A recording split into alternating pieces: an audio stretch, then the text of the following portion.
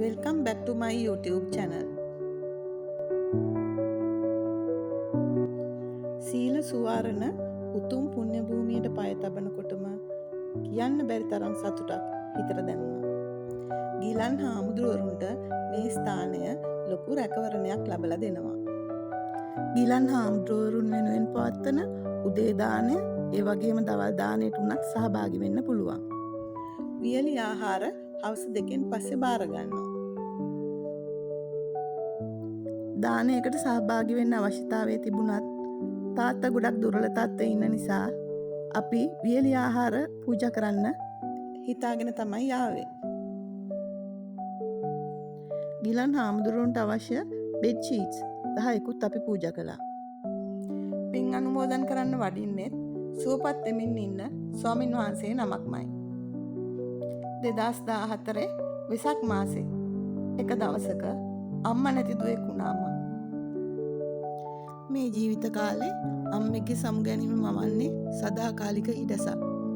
දෙවියනේ මට සලකන්න බැරි වුණානේ කියන සිතවිල්ලට වඩා මට සලකන්න පුළුවන් වුණානේ කියන සිතවිල්ල අපේ ජීවිතවලට අරගෙන එන්නේ දිව්‍යමය සුවයක්. අම්මට පින් අනුමෝදන් කළාට පස්සේ තාත්තව බකුල මහා සෑය වඳින්න එක්කගෙන ගියා. තාත්තා සෑය වඳින ගමන් මගේ මහත්තයාට දෝනිට ඒ වගේ මට පින් දුන්නා අපි එක්කගෙන ආවා කියලා. කියන්න බැරි තරම් ලස්සන සැනසිලිදායක පරිසරයක් එතන නිර්මාණය වෙලා තියෙනවා. ඊටාම ලස්සනට නිර්මාණය කරන ලද බෝධීන් වහන්සේ ඉදිරියෙන් අඩි 12ක් විතර උස කරඬුවක් තියෙනවා.